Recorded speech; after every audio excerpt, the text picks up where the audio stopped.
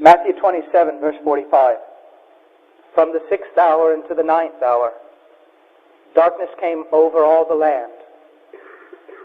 About the 9th hour, Jesus cried out in a loud voice, Eloi, Eloi, lama sabachthani, which means, my God, why have you forsaken me?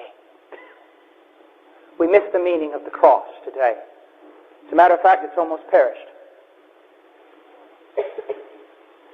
You are not saved because of a wooden cross.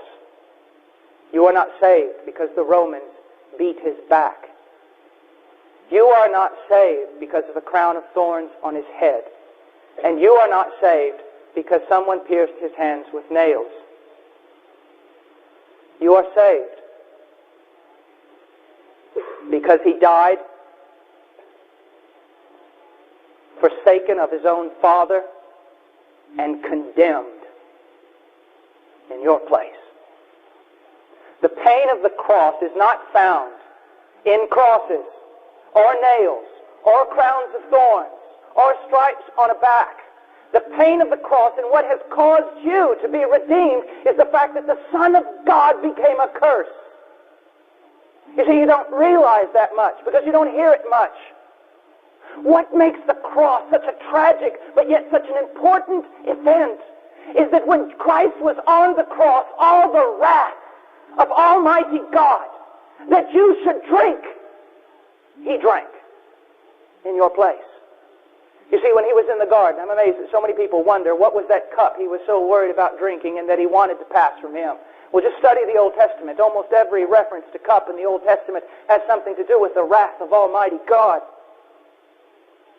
On that tree, he carried your sin.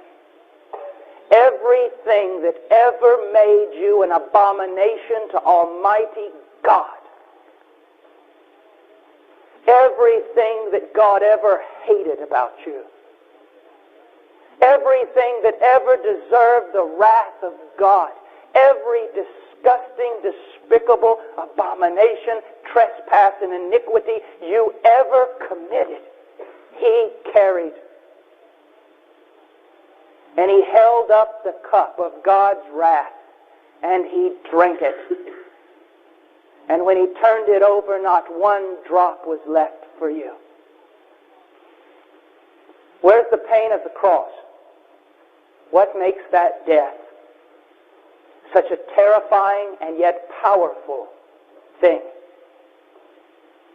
You see, you can't know unless you know what you are apart from it. Anything that deviates, even less than a millimeter from the righteous standard of God, is nothing more than an abomination before him and under a curse. When Jesus Christ was on that tree, it wasn't Romans that bothered him. It wasn't mocking from Jews. Is that the one who had always dwelt in the bosom of the Father carried our sin and became an abomination before him and became accursed. Jesus Christ, bearing your sin, became so terrible, such an abomination. God was glorified in his destruction.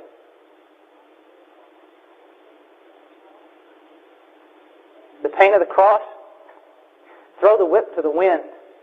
That's a little thing. Crosses, millions of people have died on crosses. Crowns of thorns, small thing. Broken fellowship between the Father and the Son. Any one of us, in any shape, form, or fashion, trying to draw near to a holy God would get nothing but the heaven's door slammed squarely in our face. Turned away. The door was slammed on someone else, the Son. He died. You're a child of God. He died for you. That's what makes everything else so small in life. And he died not under the wrath of man. That's not the big thing here. He didn't die a martyr. He wasn't wrestled up there. This wasn't something against God's will. It was God's design and God's plan. The only way for man to be saved. It is men that sinned against God. It's men who deserved to die. God had to become a man to take men's sin, to take your sin, and to take your curse and your condemnation and your wrath and die for you. Let's go to Isaiah 53. Lord's will to crush him and to cause him to suffer. My goodness, do you understand these words? It was God's will to crush him. The only way that you and I might be saved was for a perfect sacrifice to be crushed under the full strength of God's wrath. God is a just God. He cannot wink at sin. He can't pass over it. It must be dealt with. And the only way was for it to be dealt with on a cross. And to be dealt with through the Holy Son of God that became an abomination. The carrier of our sin.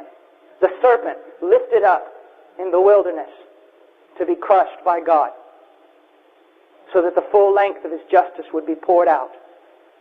So that then mercy could be poured out on you. But it seems to me that everyone is always preaching about nails and crosses, and they're not preaching about the right thing. That the pain of the tree has nothing to do with metal or wood, but with the fact that the Son of God became a low thing. The most exalted name in all of glory became a low thing. A worm. A serpent.